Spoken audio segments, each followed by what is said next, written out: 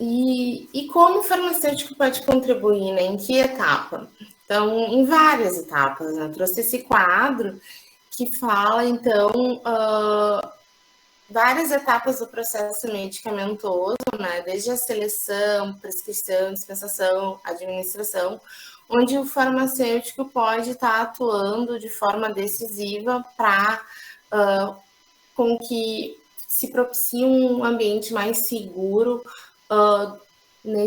na prescrição e em todo o processo medicamentoso para o paciente pediátrico. Então, desde a seleção de medicamentos, importante ter guias e manuais padronizados nas instituições, que ocorra uma padronização, uma seleção de medicamentos adequados para aquela população.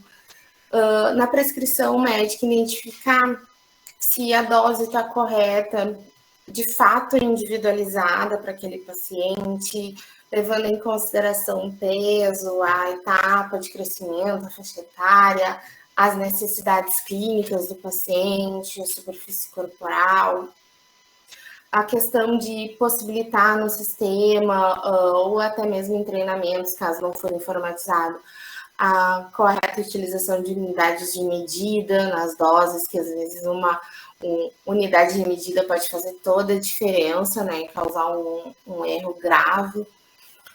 Na própria dispensação, identificar a necessidade de uma individualização de dose, de fornecer a dose já pronta para uso, uma dose unitária para aquele paciente, para evitar que ocorram erros na manipulação. E na própria administração, caso a manipulação for ocorrer com a equipe de enfermagem, o farmacêutico tem um papel-chave nos treinamentos, para orientar essa equipe qual é a forma mais correta, segura, ascética de realizar essa manipulação, seguindo uma padronização institucional, que é sempre importante. Então, em todas essas etapas, o farmacêutico tem um papel bastante importante. Para que a gente consiga ter essa individualização da terapia, que a gente consiga ter essa análise, esse olhar diferenciado para o paciente pediátrico, é importante levar em consideração que nas diferentes etapas do desenvolvimento humano ocorrem diversas mudanças fisiológicas. Então, a própria maturação biológica pode causar alterações na forma como os medicamentos vão ser absorvidos, metabolizados. Então, isso tudo vai diferir dentro da própria população pediátrica, entre as várias faixas etárias possíveis, e, com certeza, entre a população pediátrica e adulta. Então, aquelas doses que a gente tem na literatura para a população adulta, vão ser... é difícil fazer essa comparação, porque vão ser totalmente diferentes, porque tem todo esse olhar, essa diferenciação nessa população. O volume de distribuição dos medicamentos, ele tem uma influência significativa na população pediátrica, porque ocorrem modificações na composição, na distribuição da água. Então, tudo isso vai fazer com que a distribuição desses medicamentos seja diferente no paciente pediátrico. E é por isso que é importante que a gente considere a dose em relação ao peso e muitas vezes também em relação à superfície corporal do paciente.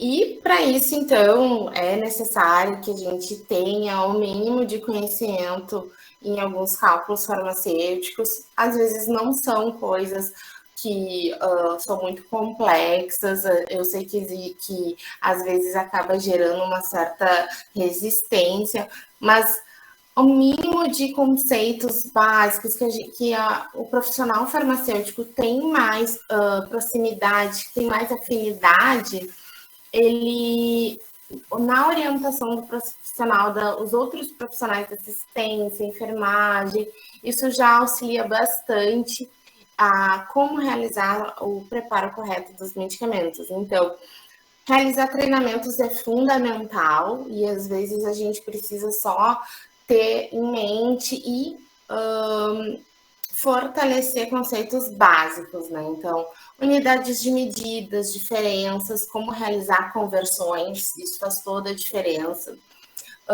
as diferenças entre soluto, solvente, o reconstituído e o diluído, que às vezes gera bastante dúvida na hora do preparo de um medicamento injetável, os conceitos de concentração máxima e o volume mínimo a ser administrado.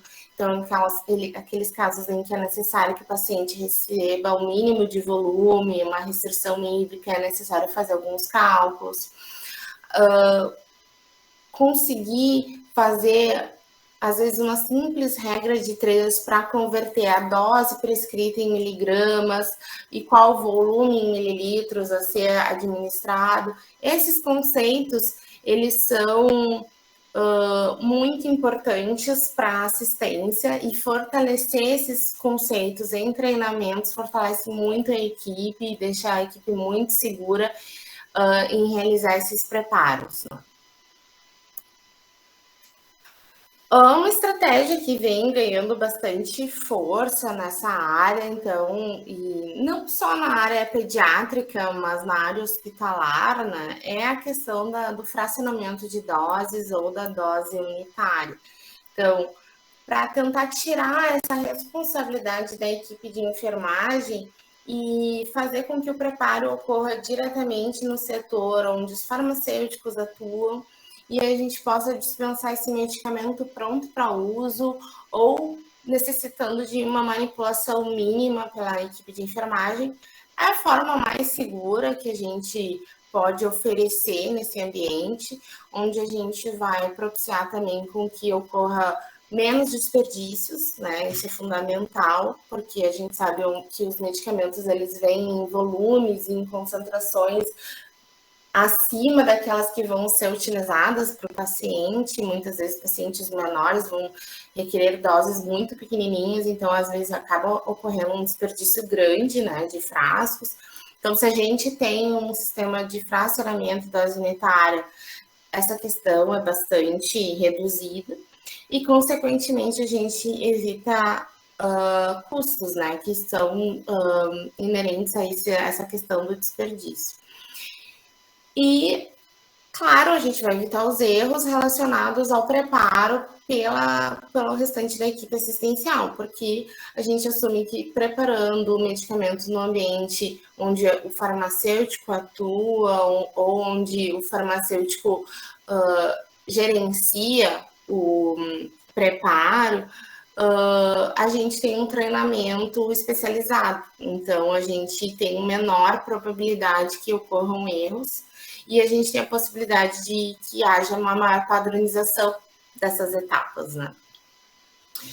Trouxe aqui para vocês alguns exemplos de medicamentos que são dispensados por dose unitária aqui na Santa Casa já. Então, alguns medicamentos, eles são diluídos e dispensados pronto para uso, né? Então, é o caso de Ganciclovir, dos antimicrobianos, ceftazidima avibactam, ceftarolina, ceftalozana, tazobactam e abozantana.